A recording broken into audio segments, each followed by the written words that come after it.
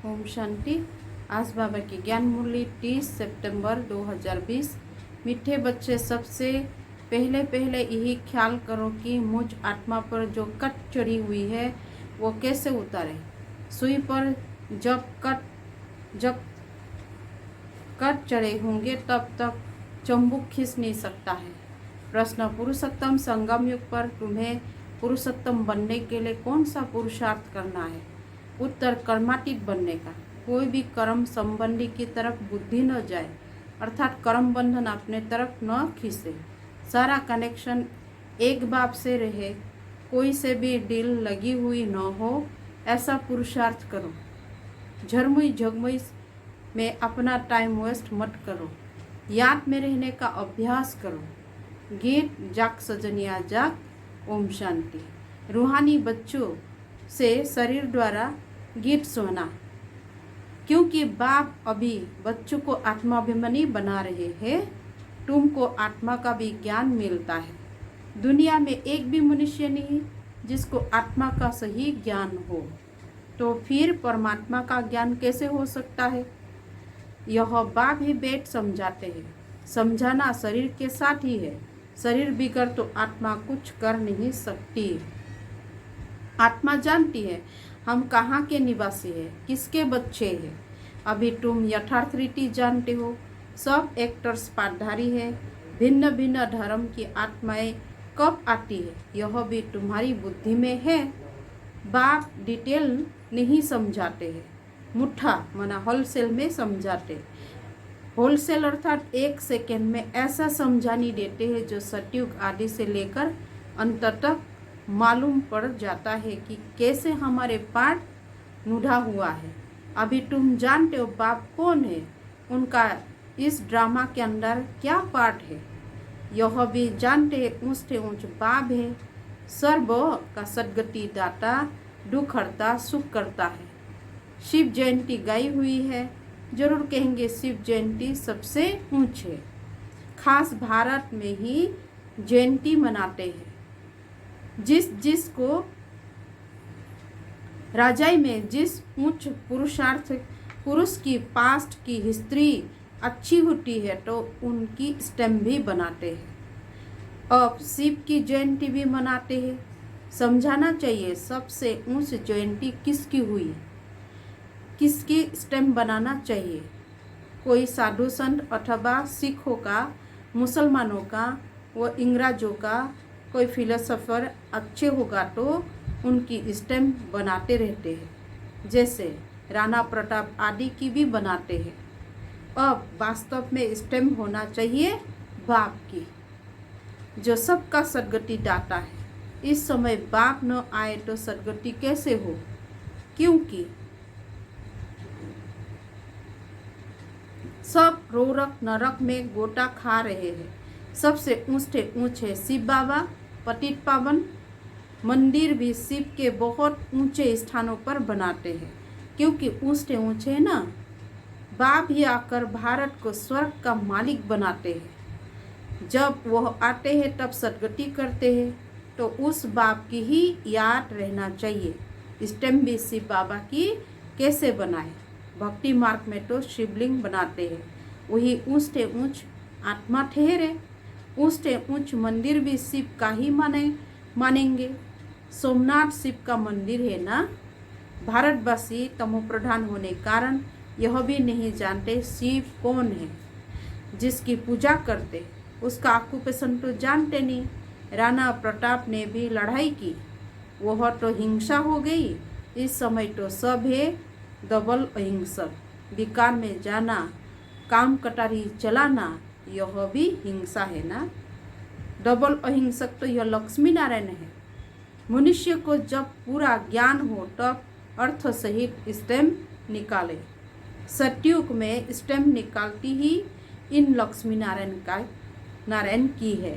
शिव बाबा का ज्ञान तो वहाँ रहता नहीं है, तो जरूर ऊंच लक्ष्मी नारायण की ही स्टैम्प लगती होंगे। अभी तो भारत का वह स्टैम्प होना चाहिए। ऊंचे त्रिमूर्ति शिव, वह तो अविनाशी रहना चाहिए, क्योंकि भारत का अविनाशी राजगद्दी देते हैं। परमपिता परमात्मा ही भारत को स्वर्ग बनाते हैं। तुम्हारे में भी बहुत है जो यह भूल जाते हैं कि बाबा हमको स्वर्ग का मालिक बनाते हैं। यह माया भुला देते हैं।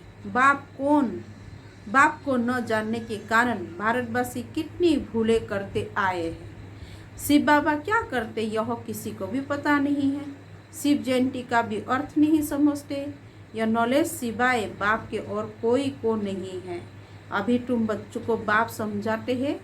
तुम औरों को भी रहम करो, अपने ऊपर भी आप ही रहम करो। टीचर पढ़ाते यह भी रहम करते हैं ना। यह भी कहते मैं टीचर हूँ, तुमको पढ़ाता हूँ। वास्तव में इनका नाम पाठशाला भी नहीं कहेंगे, यह तो बहुत बड़ी यूनिवर्सिटी है। बाकी तो सब है झूठी नाम। वह कोई सारे यूनिवर्स के लिए कॉलेज तो है ही नहीं, तो यूनिवर्सिटी है ही एक बाप की, जो सारे विश्व की सदगति करते हैं। वास्तव में यूनिवर्सिटी ये एक ही है। इन द्वारा ही सब मुक्ति जीवन मुक्ति में जाते हैं, अर्थात शांति और सुख की प्राप्त करते हैं। सुख शांति को यूनिवर्स तो यह हुआ ना, इसीलिए बाबा कहते हैं डरो नहीं, डरो मत। यह तो समझाने की बातें हैं। ऐसे भी होता है इमरजेंसी के टाइम में कोई किसकी सुनते भी नहीं है।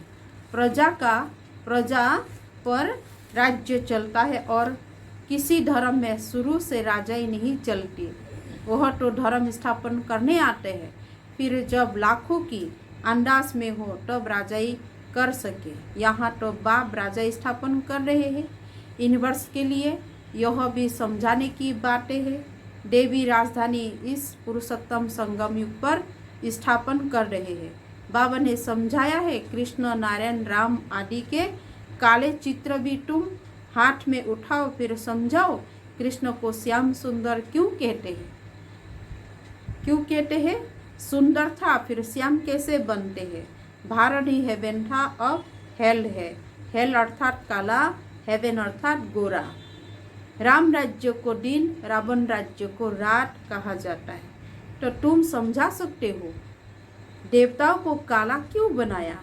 बाप बेट समझाते तुम हो अभी पुरुषोत्तम संगम युग पर, वह नहीं है। तुम तो यहाँ बैठे हो ना, यहाँ तुम हो ही संगम युग पर पुरुषोत्तम बनने का पुरुषार्थ कर रहे हो। भिकारी पतित मनुष्य से तुम्हारा कोई कनेक्शन ही नहीं है। हाँ, अभी कर्मातीत अवस्था नहीं हुई है, इसीलिए कर्म संबंधी से भी दिल लग जाती है। कर्मातीत बनना उसके लिए चाहिए याद की यात्रा। बाप समझाते तुम आत्मा हो, तुम्हारा परमात्मा बाप के साथ कितना लव है, लव होना चाहिए। ओहो बाबा हमको पढ़ाते हैं। वह उमंग कोई में रहता नहीं है। माया घड़ी घड़ी देह अभिमान में ला देती है। जबकि समझते हो शिव बाबा हम आत्माओं से बात कर रहे हैं, तो वह खुशी होनी चाहिए ना। जिस सुई पर जरा भी जंग नहीं होंगे, वह चंबुक के आगे तुम रखेंगे तो फट से चटक जाएगी। थोड़ी भी कट होगी तो चटकेंगे नहीं। कोशिश नहीं होंगे, जहाँ से नहीं होंगे फिर उस तरफ से चंबुक खिसेंगे। बच्चों में कोशिश तब होगी जब याद की यात्रा पर होंगे। कट होंगे तो खिस नहीं सकेंगे। हर एक समझ सकते हमारी सुई बिल्कुल पवित्र हो जाएगी तो कोशिश भी होगी। कोशिश नहीं होती है क्योंकि कट चढ़ी हुई है जंग चढ़ने के कारण। तुम बहुत याद में रहते हो तो विक्रम भस्म होते हैं। अच्छा, फिर अगर कोई पाप करते वह 100 गुना दंड हो जाता है। कट चढ़ जाती है, याद नहीं कर सकते। अपने को आत्मा समझ बाप को याद करो। याद भूलने से कट चढ़ जाता है तो वह कोशिश लव नहीं रहता। कट उतरी हुई होंगे तो लव होगा, खुशी भी रहेगी, चेहरा खुशनुमा रहेगा। तुमको भविष्य में ऐसा बनना है। सर्विस नहीं करते तो पुरानी सड़ी हुई बातें करते रहते हैं। बाप से बुद्धियों की तोड़ा देती है। जो कुछ चमक थी वह भी गुम हो जाता है। बाबा से जरा भी लव नहीं रहता। लव उनका रहेगा जो अच्छी बाप को याद करते होंगे। बाप को भी उनसे कोशिश होंगे। यह बच्चा सर्विस भी अच्छी करता है और योग में रहता है तो बाप का प्यारा उन पर रहता है। बाप का प्यार अपने ऊपर ध्यान रखते हैं। हमसे कोई पाप तो नहीं हुई। अगर याद नहीं करेंगे तो कट कैसे उतरेंगे। बाप कहते चार्ट रखो तो कट उतर जाएगी। तमो प्रधान से सत्य प्रधान बनना है तो कट उतरनी चाहिए। उतरते भी है फिर चढ़ती भी है। 100 गुना दंड पड़ जाता है। बाप को याद नहीं करते हैं तो कुछ ना कुछ पाप कर लेते। बाप कहते कट उतरने बिगड़ तुम मेरे पास आ नहीं सकेंगे, नहीं तो फिर सजा खानी पड़ेंगे। मुचरा भी मिलेगा, पद भी भ्रष्ट हो जाता है। बाकी बाप से वर्षा क्या मिला। ऐसे कर्म नहीं करना चाहिए जो औरों की और ही कट चढ़ जाए। पहले तो अपने कट उतारने का ख्याल रखो। ख्याल नहीं करते हैं तो फिर बाप समझेंगे इनकी तकदीर में नहीं है। क्वालिफिकेशन चाहिए, अच्छे कैरेक्टर चाहिए। लक्ष्मी नारायण के कैरेक्टर तो गाए हुए हैं। इस समय के मनुष्य उन्हों के आगे अपना कैरेक्टर वर्णन करते हैं। शिव बाबा को जानते नहीं। सदगति करने वाला तो वही है। सन्यासी के पास जाते हैं परंतु सर्वों का सदगति दाता है ही एक। बाप ही स्वर्ग की स्थापना करते हैं फिर तो नीचे ही उतरना है। बाप के सिवाय कोई पावन बना न सके। मनुष्य खुद खड्डे में अंदर जाकर बैठते हैं। इससे तो गंगा में जाकर बैठे तो साफ हो जाए। क्योंकि पतित पावन गंगा कहते हैं ना। मनुष्य शांति चाहते वो जब घर जाएंगे तब पाठ पूरा होगा। हम आत्माओं का घर है ही निर्वाण धाम। या शांति कहाँ से आई। तपस्या करते हैं वह भी कर्म करते हैं ना, करके शांत में बैठ जाएगा। शिव बाबा को तो जानते ही नहीं। वो सब है भक्ति मार्ग। पुरुषोत्तम संगम युग एक ही है। जबकि बाप कहते हैं आत्मा स्वच्छ बन मुक्ति जीवन मुक्ति में चली जाती है। जो मेहनत करेंगे वह राज्य करेंगे, बाकी जो मेहनत नहीं करेंगे वह सजा खाएंगे। शुरू में सत्कार कराया था सजाओं का, फिर पिछाड़ी में भी सत्कार होगा। देखेंगे हम श्रीमत पर न चले तब वह हाल हुआ। बच्चों को कल्याणकारी बनना है। बाप और रचना का परिचय देना है। जैसे सुई को मिट्टी के तेल में डालने से कट उतर जाती है, ऐसा बाप की याद में रहने से भी कट उतरती है। नहीं तो वो कोशिश वो लव बाप में नहीं रहता है। लव सारा चला जाता है मित्र संबंधी आदियों में। मित्र संबंधियों के पास जाकर रहते हैं। कहाँ वह जंग खाया हुआ संग और कहाँ यह संग। जंग खाई हुई चीज के संग में उनको भी कट चढ़ जाएगी। कट उतरने के लिए ही बाप आते हैं। याद से ही पावन बनेंगे। आधा कल्प से बड़ी जोर से कट चढ़ी हुई है और बाबा चंबुक कहते हैं मुझे याद करो। बुद्धि का योग जितना मेरे साथ होगा उतनी कट उतरेगी। नई दुनिया तो बननी ही है। सतयुग में पहले बहुत छोटा सा झाड़ होता है देवी देवताओं का, फिर वृद्धि को पाते हैं। यहाँ से ही तुम्हारे पास आकर पुरुषार्थ करते रहते हैं। ऊपर से कोई नहीं आते हैं जैसे और धर्म वालों के ऊपर से आते हैं। यहाँ तुम्हारी राजधानी तैयारी हो रही है। सारा मदार पढ़ाई पर है। बाप की श्रीमत पर चलने पर है। बुद्धियोग बाहर जाता रहता है तो भी कट लग जाती है।